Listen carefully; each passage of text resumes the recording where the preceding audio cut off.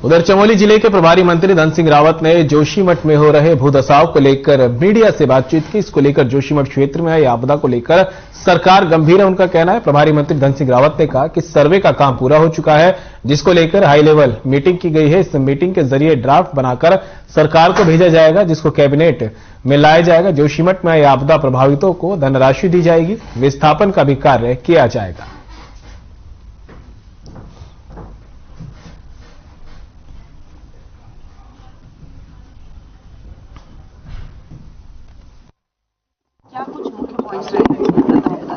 देखिए, आज कोऑपरेटिव की हमने एक समीक्षा बैठक की है और खुशी की बात यह है कि नाबार्ड के सीएम भी आज हमारे साथ हैं। पूरे प्रदेश में हम 1200 स्थानों पे एक वित्तीय जन जागरूकता गोष्ठी करने जा रहे हैं किसानों के साथ में, और उनको ये बताया जाएगा कि कोऑपरेटिव सेक्टर में हम क्या क्या कर रहे हैं, नाबार्ड की क्या क्या योजनाएं हैं, भारत सरकार की कौन सी योजनाएं हैं, हमको जो है जो बीमा योजनाएं, इनकी सारी जानकारी वहां किसानों को दी जाएगी। दूसरा बड़ा काम ये हो रहा है कि हम अपने जितने डीसीबी हैं और राज्य सहकारी बैंक है वहां नेट बैंकिंग को भी ला रहे हैं। और देहरादून से इस बीच एक बड़ी खबर सामने आ रही है। बर्खास्त महिला कर्मचारी हुई बेहोश। धरना स्थल पर बेहोश हुई महिला कर्मचारी कैलाश हॉस्पिटल में कराया। महिला को भर्ती स्ट्रेस के चलते हुआ था बीपी हाई, डॉक्टरों का कहना, और महिला को आराम करने की सलाह दी गई है। बता दें, विधानसभा के बाहर धरने पर बैठे हैं बर्खास्त कर्मचारी, जहां एक बर्खास्त महिला कर्मचारी बेहोश हो गई, जिसे कैलाश हॉस्पिटल में भर्ती कराया गया है। डॉक्टरों का कहना है कि स्ट्रेस के चलते बीपी हाई हो गया था, जिस वजह से महिला बेहोश हो गई। लगातार विधानसभा के बाहर धरने पर बैठे हैं बर्खास्त कर्मचारी। आपको बता दें कि महिला भी बर्खास्त कर दी गई थी, जिसको लेकर अब प्रदर्शन इन लोगों का जारी है। और वहीं धरना स्थल पर बर्खास्त महिला कर्मचारी बेहोश हो गई, जिसके बाद उसे अस्पताल में भर्ती कराया गया, जहां डॉक्टरों का कहना है कि स्ट्रेस के चलते बीपी हाई हुआ, जिस वजह से महिला बेहोश हो गई।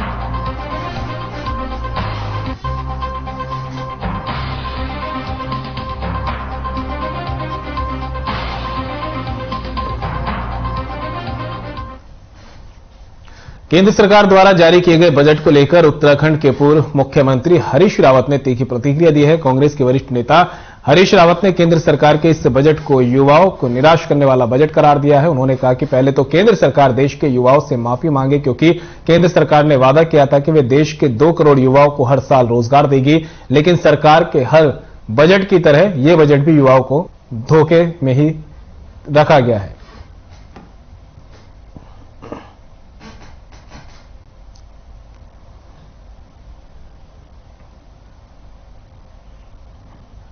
इस बजट में अधिकांश मामलों में जिसमें वित्तीय प्राविधान निहित हैं और जिसको एक वादे के रूप में कहा गया है, ये कहा गया है कि ये 3 वर्ष आगे के 3 वर्षों के लिए, इसका मतलब है जो वर्तमान वित्तीय वर्ष है उसमें सरकार के पास धन नहीं है और इसलिए लायबिलिटी नहीं लेना चाहते हैं।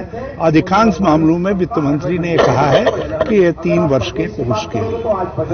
नंबर 1। नंबर 2, हम उम्मीद कर रहे थे कि आखिर अपने कार्यकाल के आखिरी वर्ष में। और देहरादून से एक और बड़ी खबर सामने आ रही है। मोबाइल दुकानों से नकली सामान बरामद। 4 दुकानों से एप्पल कंपनी की सामान बरामद किए गए हैं। लोगों को गुमराह कर बेचा जा रहा था सामान। कोतवाली नगर पुलिस टीम ने की कार्रवाई। एप्पल की ऑडिट टीम भी रही मौजूद। चक्राता रोड पर बनी है 4 दुकानें। तो इस वक्त की बड़ी खबर से आपको रूबरू करा रहे हैं, जहां पर देहरादून की चक्राता रोड पर बनी 4 दुकानों से नकली सामान बरामद किया गया है। एप्पल कंपनी का यह सामान बताया जा रहा है। लोगों को धोखे में रखकर यह सामान बेचा जा रहा था, जिसको लेकर एप्पल की ऑडिट टीम और कोतवाली नगर पुलिस टीम ने कार्रवाई की और दुकानों को सीज किया गया।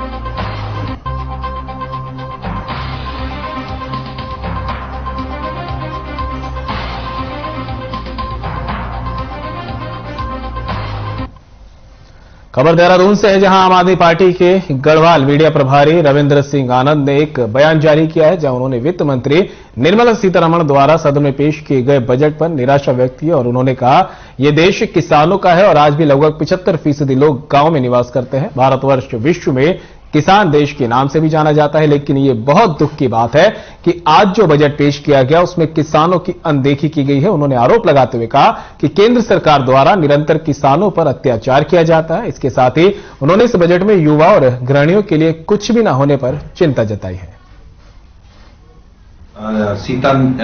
निर्मला सीतारमण द्वारा देखिए, इसमें हमारा ही साफ कहना है कि यह बजट निराशाजनक है, क्योंकि इसमें कहीं भी किसानों को लेकर के कुछ नहीं दिया गया।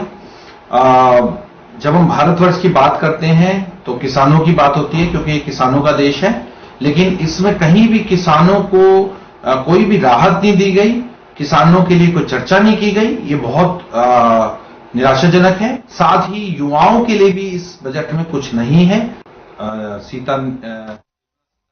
खबर सामने आ रही है, पुलिस की गिरफ्त ने अपहरणकर्ता नाबालिग का किया था अपहरण। पुलिस ने नाबालिग को बरामद कर लिया है। देहरादून के रायवाला से किया था अपहरण। राम थापा का रहने वाला है आरोपी।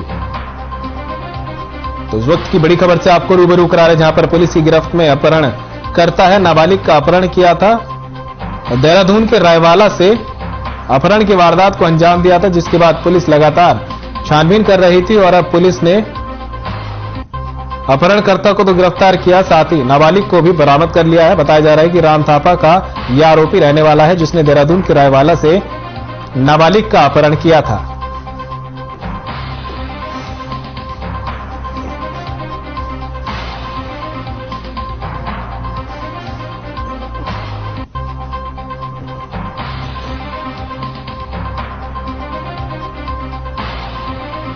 देहरादून से आपको एक खबर बता रहे हैं, जहां पर पुलिस की गिरफ्त में अपहरण करता है और नाबालिग को भी पुलिस ने सकुशल बरामद कर लिया है। दरअसल देहरादून के रायवाला से अपहरणकर्ता ने नाबालिग का अपहरण किया था और फिर पुलिस ने मामले में कार्रवाई करते हुए अपहरणकर्ता को गिरफ्तार किया और नाबालिग को बरामद किया है।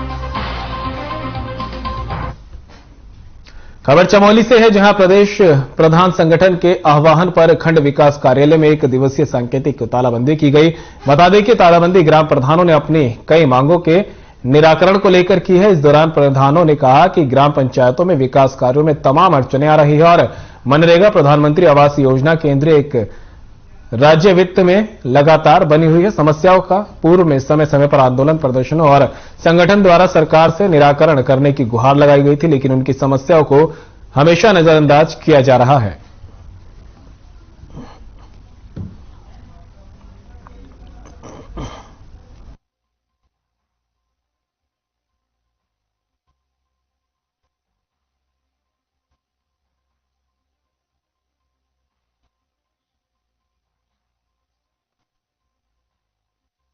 संगठन का पूरे प्रदेश में जो प्रत्येक ब्लॉक में तालाबंदी का जो कार्यक्रम था, ये हमारा आज सांकेतिक तालाबंदी का था कि सरकार को जो हमारी बहुत लंबे समय से प्रधान संगठन की जो विभिन्न मांगे हैं, चाहे वो मनरेगा के संबंधित हो, चाहे वित्त के संबंध में हो, जिसमें भी मतलब कार्य जिस प्रकार से विकास के कार्य होने चाहिए उस प्रकार से नहीं हो पाए जा रहे हैं, जिस कारण कि सारे प्रधान लोग आक्रोश में है। और आज हमारे सांकेतिक तालाबंदी का अगर आगे भी इस पर कार्रवाई नहीं की जा रही तो आगे पूरा प्रधान संगठन आंदोलन के लिए बाध्य होगा, उग्र आंदोलन के लिए पूरा प्रधान संगठन बाध्य होगा। प्रदेश अध्यक्ष भास्कर समाजी के नेतृत्व में जो ये कार्यक्रम हुआ, हमारी विभिन्न मांगे थी, हमारी 12 सूत्रीय मांगे भी हम पहले सरकार को ज्ञापन दे चुके हैं, जिस पर कि सरकार ने कोई अमल नहीं लिया। आज भी जो जिस प्रकार से सरकार ग्राम सभाओं को कमजोर करने का जो कार्य कर रही हो, चाहे वो मनरेगा से हो, चाहे वो वित्त से हो, चाहे वो कोरोना काल से हो, जिस प्रकार से प्रधान आज भी त्रस्त हैं, ये सभी प्रधानों की एक हमारी 12 सूत्रीय जो कार्यक्रम था उनमें ये मांग प्रमुखता से मांग थी।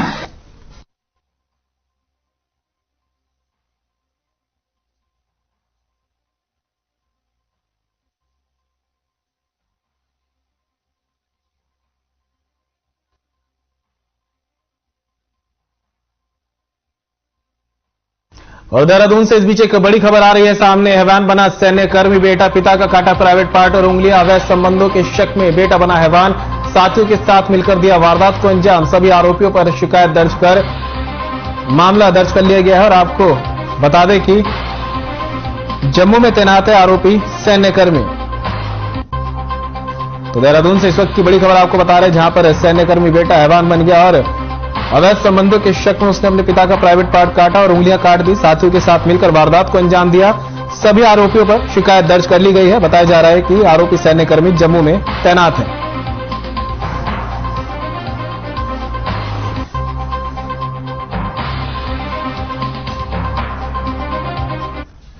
उत्तराखंड के कैबिनेट मंत्री गणेश जोशी के गांधी परिवार पर दिए गए विवादित बयान के बाद राज्य में सियासत गर्मा गई है। दरअसल कांग्रेस ने प्रदेश भर में कैबिनेट मंत्री गणेश जोशी का पुतला दहन किया। वहीं एशले हॉल चौक में भी कांग्रेस कार्यकर्ता और पदाधिकारियों ने गणेश जोशी का पुतला दहन कर उनके खिलाफ जमकर नारेबाजी की। कांग्रेस का कहना है कि गणेश जोशी ने अपने इस बयान से संकीर्ण मानसिकता का परिचय दिया है। आपको बता दें कि गणेश जोशी ने कहा था कि शहादत गांधी परिवार की बपौती नहीं है। इंदिरा गांधी और राजीव गांधी की हत्या सिर्फ एक दुर्घटना थी, शहादत नहीं। तो मंत्री के बयान को लेकर कांग्रेस लगातार हमलावर है। मंत्री गणेश जोशी ने गांधी परिवार को लेकर विवादित बयान दिया था, जिसको लेकर अब जगह जगह कांग्रेस प्रदर्शन कर रही है और मंत्री का पुतला दहन भी किया जा रहा है। इसी कड़ी में अब एशले हॉल चौक पे भी कांग्रेस कार्यकर्ता और पदाधिकारियों ने मंत्री गणेश जोशी का पुतला दहन कर उनके खिलाफ जमकर नारेबाजी की। बता दें कि गणेश जोशी ने कहा था कि शहादत गांधी परिवार की बपौती नहीं है। इंदिरा गांधी और राजीव गांधी की हत्या को उन्होंने सिर्फ एक दुर्घटना बताया है, शहादत नहीं। कैबिनेट मंत्री गणेश जोशी ने पूर्व प्रधानमंत्री राजीव गांधी और इंदिरा गांधी पर टिप्पणी किए जाने से कांग्रेस कार्यकर्ताओं में भारी आक्रोश है। देहरादून में कांग्रेस कार्यकर्ताओं ने कैबिनेट मंत्री गणेश जोशी के खिलाफ जमकर नारेबाजी कर उनका पुतला दहन किया। महानगर कांग्रेस अध्यक्ष डॉक्टर जसविंदर सिंह गोगी ने मुख्यमंत्री से गणेश जोशी को तत्काल मंत्रिमंडल से बर्खास्त करने की मांग भी की है। कांग्रेस कार्यकर्ताओं ने गणेश जोशी को शक्तिमान का हत्यारा बताते हुए संकोचित बयान दिया है। ये उनकी मानसिकता और अपरिपक्वता को दर्शाता है। बीजेपी को ऐसे बयान देने की आदत पड़ गई है, उनका कहना है। बीजेपी पहले से ही सनातन धर्म को बदनाम करने की और शहीदों का अपमान करती आ रही है, जिसको कांग्रेस बिल्कुल भी बर्दाश्त नहीं करेगी। कांग्रेस का कहना है कि राजीव गांधी और इंदिरा गांधी ने देश के लिए शहादत दी थी और उत्तराखंड सरकार के कैबिनेट मंत्री उसे हादसा बता रहे हैं, जो कि बेहद दुर्भाग्यपूर्ण है।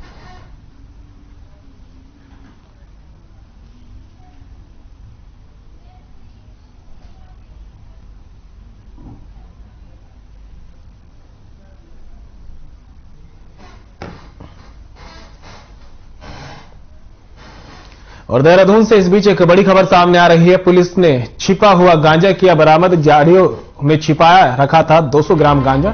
स्नाइपर डॉग की मदद से गांजा किया बरामद। पुलिस ने चलाया हुआ था नशे के खिलाफ अभियान और इस अभियान के तहत जो है अब गांजा पुलिस ने बरामद किया है। झाड़ियों में गांजा छिपाकर रखा गया था। 200 ग्राम गांजा ये झाड़ियों में छिपाया हुआ था, जिसे स्नाइपर डॉग की मदद से बरामद किया गया है। बता दें कि पुलिस और प्रदेश का प्रशासन लगातार नशे के खिलाफ अभियान चला रहा है और इसी अभियान के तहत अब 200 ग्राम गांजे झाड़ियों में से बरामद किया गया है।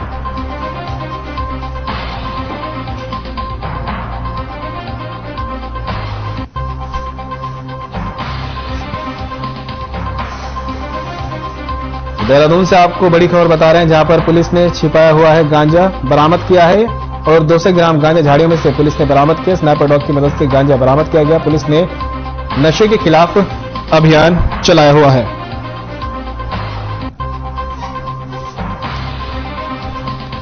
तो देहरादून से आपको बड़ी खबर बता रहे हैं, जहां पर पुलिस ने छिपा हुआ गांजा स्नाइपर डॉग की मदद से बरामद किया है। ये गांजा झाड़ियों में छिपा रखा था। 200 ग्राम गांजा बरामद किया गया है। पुलिस ने नशे के खिलाफ अभियान चलाया हुआ है और इसी कड़ी में अब ये गांजा जो है पुलिस ने बरामद किया है।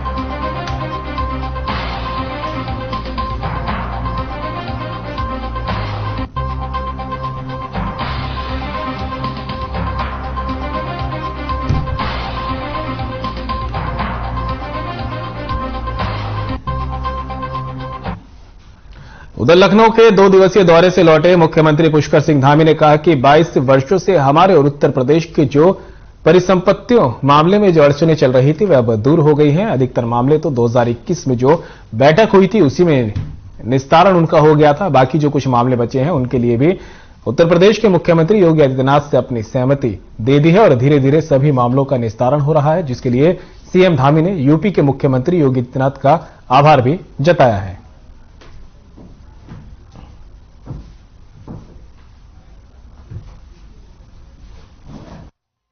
माननीय योगी जी का बहुत धन्यवाद करता हूं कि पिछले 22 सालों से बहुत सारे जो मामले हमारे आपस में जिनका हल होना था वो रुके हुए थे और उन्होंने उन सभी का जो हमारी अक्टूबर में 21 में जो बैठक हुई थी उसमें सभी अपने अधिकारियों को सभी लोगों को निर्देश दिए थे। तो उसमें काफी कुछ काम हो चुका है और कुछ थोड़ा सा जो रह गया था जिसमें कुछ विलम्ब हो रहा था उसके लिए भी मैंने उनसे अनुरोध किया। तो उन्होंने कहा है कि जल्दी से जल्दी उस सभी का निस्तारण कर देंगे और जो हमारी परिसंपत्तियां वो सब हमको मिलना प्रारंभ हो गई है। उधर मुख्यमंत्री पुष्कर सिंह धामी ने जोशीमठ के बारे में जानकारी साझा की। मुख्यमंत्री ने बताया कि जोशीमठ को लेकर चाहे राज्य की सरकार हो या केंद्र सरकार हो लगातार जोशीमठ की मॉनिटरिंग कर रही है। प्रधानमंत्री नरेंद्र मोदी ने हर संभव मदद का भरोसा दिया है और उस पर काम भी हो रहा है। राज्य सरकार भी लगातार पुनर्वास का काम तेजी से जोशीमठ में कर रही है। अनावश्यक रूप से जो लोग इसकी आड़ में अपने एजेंडे चला रहे हैं वो ठीक नहीं है।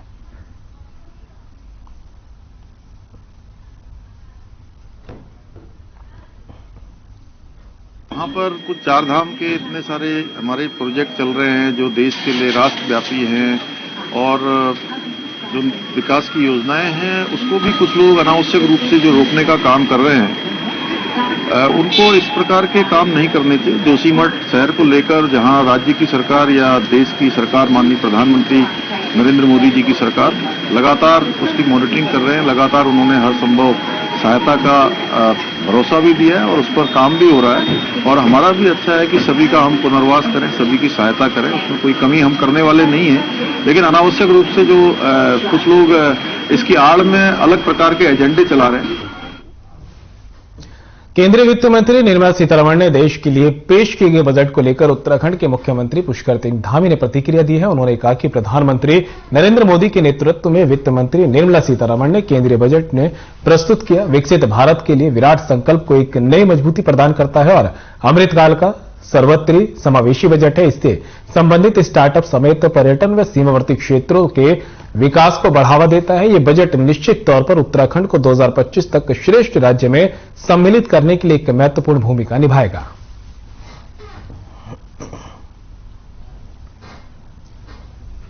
माननीय प्रधानमंत्री जी का धन्यवाद करना चाहता हूं, निर्मला सीतारमण जी को बधाई देना चाहता हूं कि उन्होंने एक शानदार बजट जो देश की जनता के सामने रखा है। यह देश की जनता के साथ साथ विश्व की उम्मीदों को भी, उनकी अपेक्षाओं को भी पूरा करने वाला बजट होगा। यह बजट आम जनता का बजट है। 130 करोड़ भारतवासियों के लक्ष्य को पूरा करने वाला विजन इस बजट में साफ दिखाई देता है। गरीबों का बजट है। इसके साथ साथ नए भारत का संकल्प भी इस बजट में दिखाई देता है। जहां हम 2014 से आज तक की यात्रा का अगर हम ठीक प्रकार से उसका चित्रण करें तो यह बजट प्रति व्यक्ति आय भी दुगना। आर्थिक सर्वेक्षण के बाद अब केंद्र सरकार ने अपना बजट पेश कर दिया है। वहीं ये बजट पूरी तरह से मिला जुला नजर आ रहा है। जहां टैक्स में अब 7 लाख तक की छूट दी गई है तो अन्य कई सामानों पर भी मोदी सरकार ने छूट दी है। वहीं देहरादून में बीजेपी में प्रदेश अध्यक्ष महेंद्र भट्ट ने प्रदेश कार्यालय में बजट सुना। इस दौरान उन्होंने मीडिया से बात करते हुए कहा कि केंद्र सरकार का बजट बहुत अच्छा है, इसमें सभी वर्गों का ध्यान रखा गया है।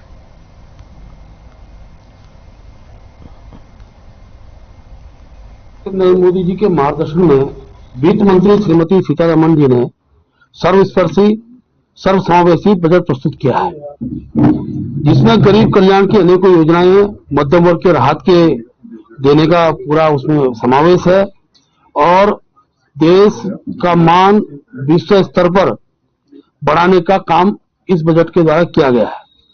बजट में गरीब एवं मध्यम वर्ग के लोगों के लिए जरूरत के सामान पर विशेष छूट दी गई है। इसके साथ साथ मध्यम वर्ग को नए आयकर स्लैब जो दी है, इससे बड़ा लाभ। यूनियन बजट 2023-24 को लेकर कांग्रेस ने अपनी प्रतिक्रिया जाहिर की है। हमेशा की तरह बीजेपी की सरकार में यह बजट भी अमीरों और के लिए ज्यादा और गरीबों के लिए कम दिखाई पड़ता है। उत्तराखंड में बीजेपी के नेता इसे सर्व समावेशी बजट तो बता रहे हैं, लेकिन ये बताने में असक्षम है। कांग्रेस प्रदेश प्रवक्ता गरिमा मेहरा दसोनी ने बताया कि उत्तराखंड को इस बजट से काफी अपेक्षाएं थी। अभी अभी जोशीमठ के ताजा हालातों से गुजर रहे हैं। ऐसे में यहां केंद्र संस्थान की दरकार थी, जो कि अध्ययन करना चाहिए था। भूस्खलन एवं भूधसाव का समाधान निकालने के बाद राज्य सरकार को बताना चाहिए था। बीजेपी सरकार ने कहा था कि 2022 तक स्मार्ट सिटी दे देंगे। वहीं उन्होंने कहा कि 2 करोड़ नौकरियां देने का वादा भी राज्य सरकार ने किया था, उनका क्या हुआ? इसके अलावा राज्य सरकार ने गांव गोद लेने की बात भी कही थी।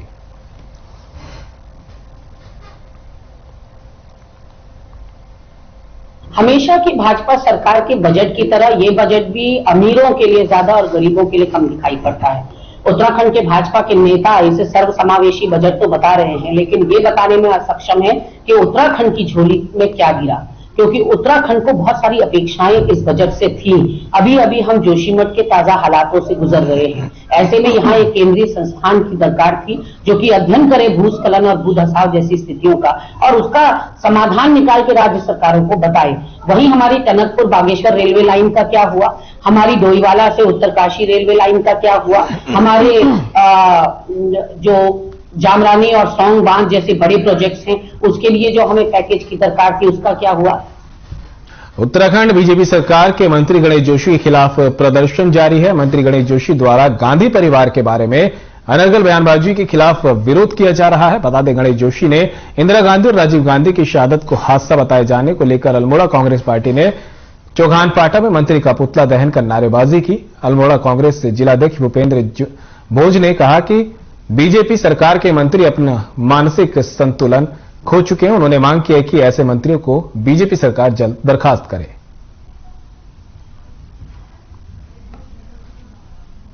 भाजपा के मंद बुद्धि के मंत्री के द्वारा गणेश जोशी जी के द्वारा बयान दिया गया हमारे देश के पूर्व प्रधानमंत्री राजीव गांधी जी के बारे में, इंदिरा गांधी जी के बारे में जो उनके द्वारा गलत बयानबाजी की गई, उसके खिलाफ आज कांग्रेस पार्टी के द्वारा यहाँ पर उनका पुतला दहन किया गया। ऐसे मंद बुद्धि के मंत्री जो भारतीय जनता पार्टी की सरकार में मंत्री हैं, उनके द्वारा उनकी हमारे राजीव गांधी जी की, इंदिरा गांधी जी की जो शहादत हुई है, वह देश के लिए कुर्बानी दी है, उसको एक हादसा बताना बड़ा दुर्भाग्यपूर्ण है।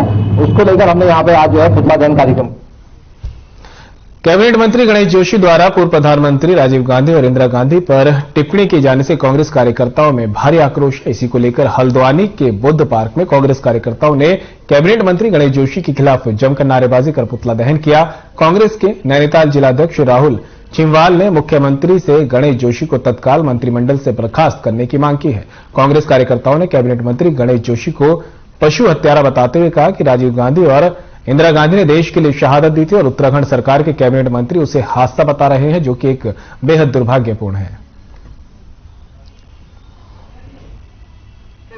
भाजपा के जो मंत्री हैं, जिन्होंने मतलब हम जानते हैं कि जिन्होंने यहाँ पर सबको पता है कि जिन्होंने पशु हत्यारा जिनको कहा जाता है, उन्होंने जिस तरीके की भाषा का प्रयोग हमारे राष्ट्रीय नेताओं के लिए किया और जिन्होंने इस देश के लिए हमारे इंदिरा जी और राजीव जी जिन्होंने इस देश के लिए शहादत दी है ना, ऐसे लोगों को उन्होंने दूसरा नाम दिया। और देखिए, ये इस तरीके की बयानबाजी इन लोगों के चरित्र में है कि ये लोग, भाजपा के लोग निश्चित रूप से इसी तरीके की बयानबाजी से आगे बढ़े हैं और हम लोग इस बयानबाजी की निंदा करते हैं। और आज हमने गणेश जोशी जी का पुतला फूंका है और हम लोग चाहते हैं कि ऐसी बयानबाजी करने वालों को मुख्यमंत्री बर्खास्त करे।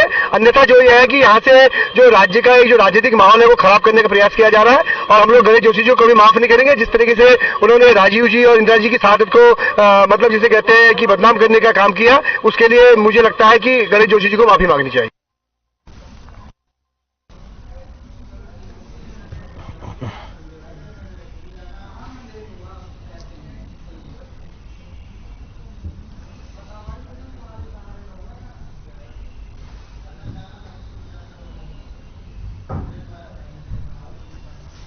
और बुलेटिन में मेरे साथ फिलहाल इतना ही। दीजिए इजाजत। नमस्कार।